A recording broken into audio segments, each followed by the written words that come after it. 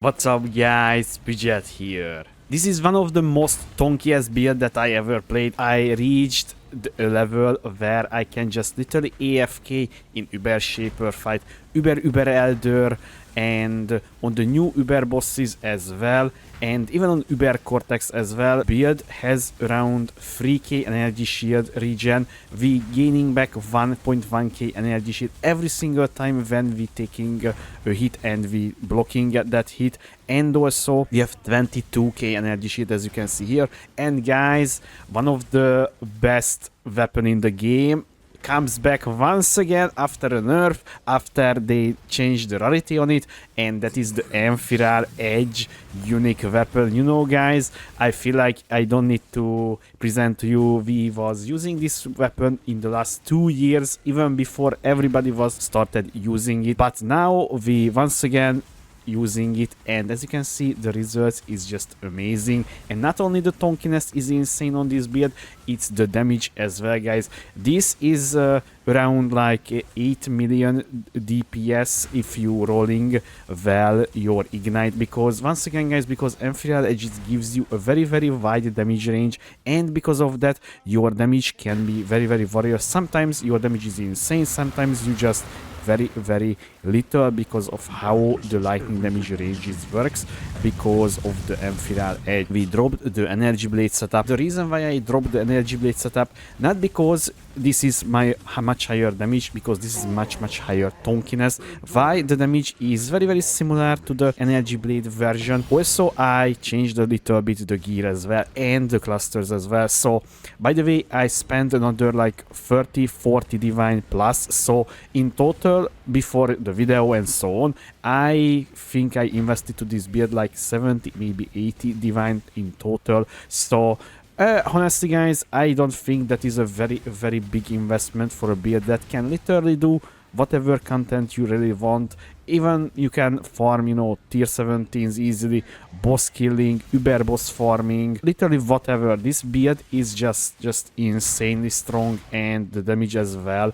And honestly, the ability to just stand still in a Shaper fight, even on Trickster he was not able to do. I can tell you that, because I was doing that multiple years now, and I can tell you that this is one of the most insane build that I played.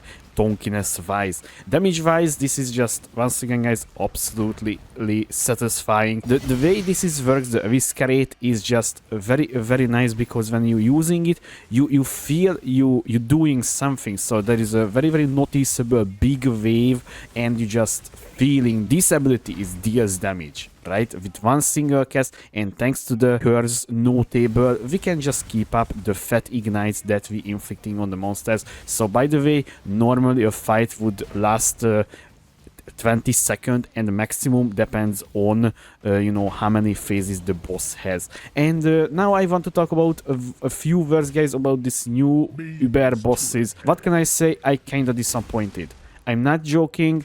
So I was expecting they dealing more damage, they much more dangerous. Literally guys, I feel like Uber Elder is much more danger to any build than these new bosses. And also drop wise, the bosses is just absolutely bad as well, and that's the reason why the Uber fragments for the new bosses is just absolute cheap. We're talking about like 10 chaos, not each, the full fight costing 10 chaos. There is a fight that is 5 chaos, because you're not getting anything back. So literally it's just waste of time, literally. So I was just wanted to test out, and because you know this is new, I also just wanted to showcase. But for me, very big disappointing that amount of damage that they deal. And also I don't even want to start about the multiple phase boss that has like 4 phase or even more. Come on man, it's so boring, and it's just boring simply. So I'm not saying this build is balanced, okay, but at least you can guys see that is absolutely possible to do it. So I just wanted to showcase that one as well. Let's start with the weapon, and this is Amphireledge, guys. I don't think I need to present to you this one. This is a very often occurring unique weapon in this channel. When you're purchasing this one, just pay attention on the damage range, on the roll range, because attack with this weapon have added maximum lightning damage equal percentage of players maximum energy shield, and that can have 10 to 50%. The increased energy shield is kind of whatever in my opinion, because we have enough percentage energy shield increase, so it's do not aim on the perfect one, because it will maybe yield you like 100 extra energy shield, so it's not a big deal. And I finished up with quality does not increase physical damage, grants 1% increase elemental damage per 2% quality, which is pretty nice. But honestly guys, this build has tons of increases as well, so this is not really noticeable in our damage. And the new item is the body armor, guys, because I crafted a new one, and as you can see here, this has a 27 quality. This is a perfect base percentile as well, and almost tier 1, tier 2, but honestly I settled down, guys. So I said if I hitting 1.2k plus, then I was settling, and I settled, and I was using the tailoring or with the increased explicit defense modifiers, and then finished up with increased attributes craft.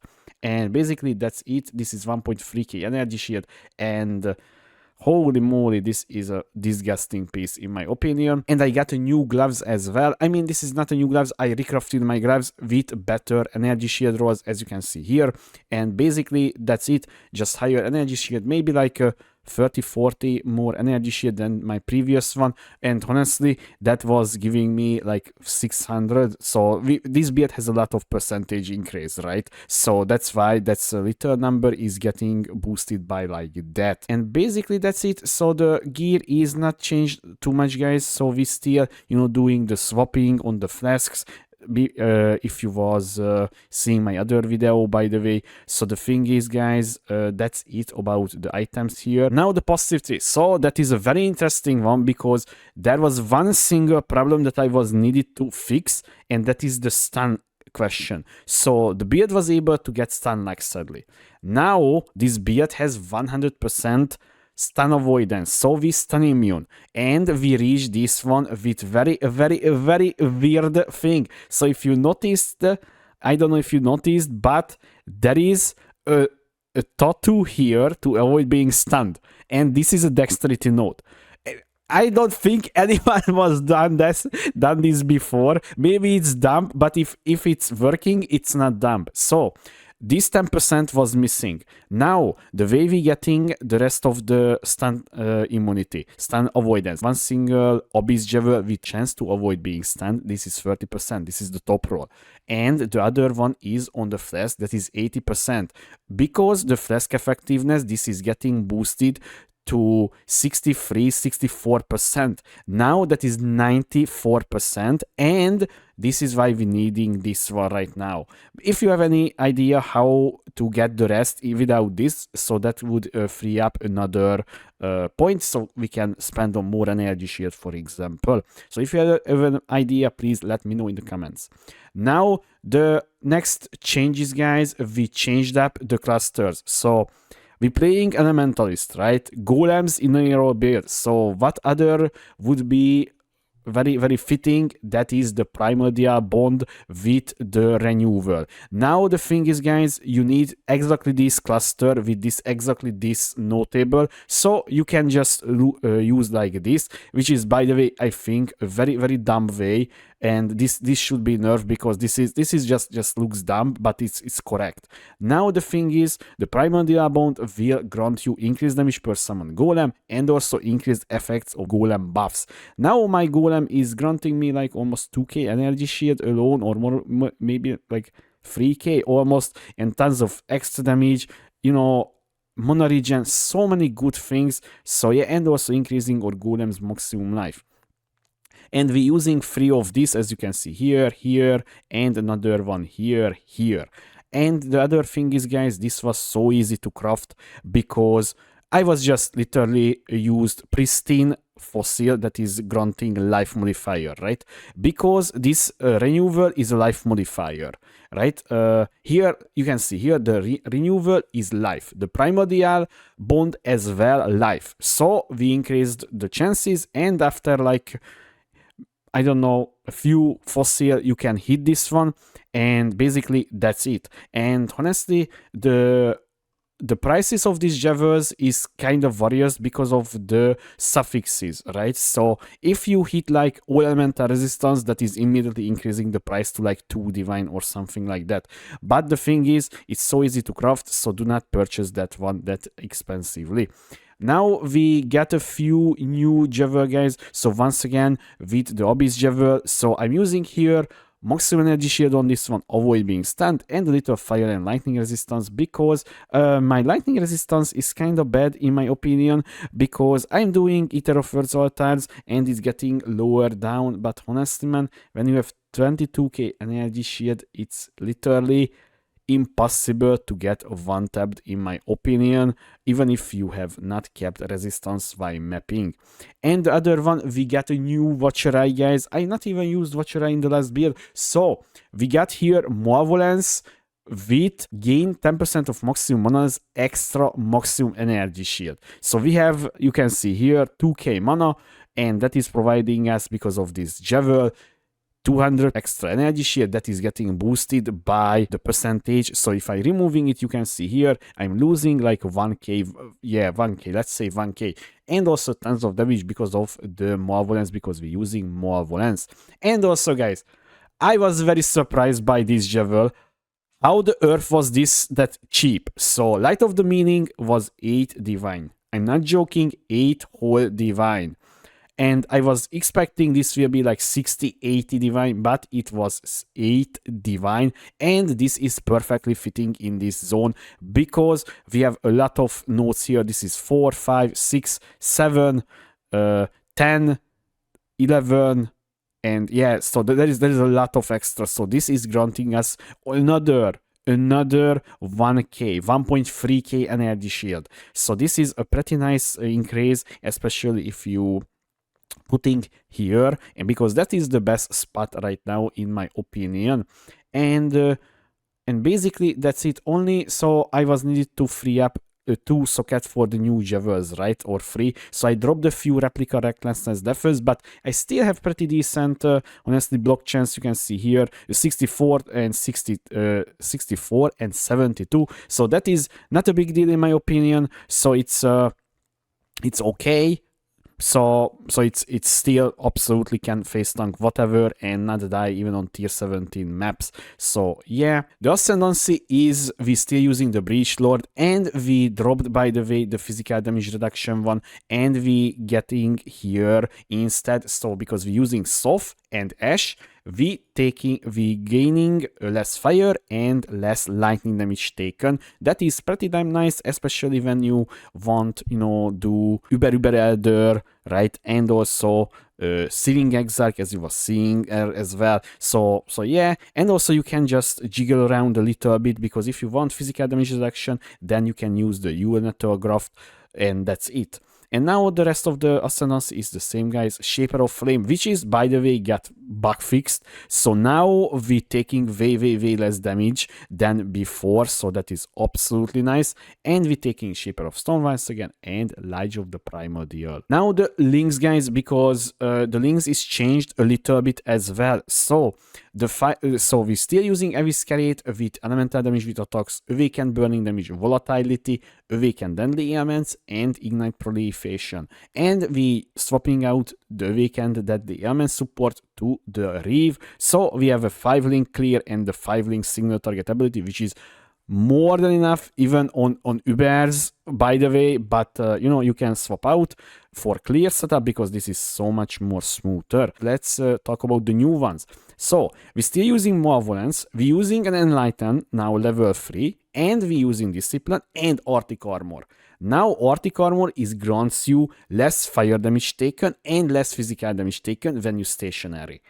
Absolutely nice, so that's why you can just literally tank the Searing Exarch big barrage attack Shaper Slam back to back, because this is such a strong aura spell. And yeah, so in the shield we're using the golems, clarity, and temper shield. And also now, because we removed the energy blade, right, so we can use the ancient support to boost our golems, so the stone golem, the flame golem, and chaos golem, because this one is granting us a pretty significant buff effect increase. So if I removing it, you can see I'm losing a little, you know, energy shield and little damage, a little everything, right? So this is adding together, it's pretty nice. And in the weapon we're using shield charge, flame dash, and faster attacks. In the gloves we're using Arcanist brand with flame surge, with elemental weakness and flammability. I feel like I will stop here with this build. This build is just such a nice. Maybe a mage blood would be pretty damn nice on this build, because then I could, you know, swap in something, right? And like more maximum resistances and so on. But honestly, man, I feel like it's more than enough for me. So if you want, you can just slap in a mage blood and call it a day and be literally so much more tonkier than this. So I crafted many things for this build, right? Only not self-crafted is the boots, and basically that's it. So the thing is, it's I spent like 80 divine. Obviously, if you want to purchase from the market, it would be, the body armor would be alone like 40-50 divine in my opinion, the clusters like 2 divine and so on. But if you want, you can put together this one by yourself pretty damn easily, because as always guys, I including a whole crafting section in my POBs and on the mobility site as well. So use as it your guidance to make this character literally working this way, and absolutely just face tank the game and just enjoy the game, because I don't know if this is survives this patch, because I will tell you guys, once again, not Trickster was the problem, it was Amphirar Edge. And they, once again, they missed the mark and they overnerfed Trickster for no whatever reason and left in the game Amphirar Edge. Because without Amphirar Edge, this build is once again would be not possible, because the energy blade would lower down our energy shield to like 13k, 14k, and then we would deal more damage, but we cannot do this AFKing thing in an Uber boss fight, right? So yeah guys, that is the whole conclusion for this build and for the Amphirar Edge. I hope you guys will enjoy this build if you trying out or putting together, because this is so much fun. I can tell you that I did not have that much fun even with my Tricksters in the last couple of leagues, and not just trying to oversell or overpromise this build, because this is just such a nice build, and I hope you guys will enjoy it. And guys, if you have any question, please leave a comment below, or you can find me on twitch.tv/Pridget2. Thanks for watching. I was Pridget. See you next time.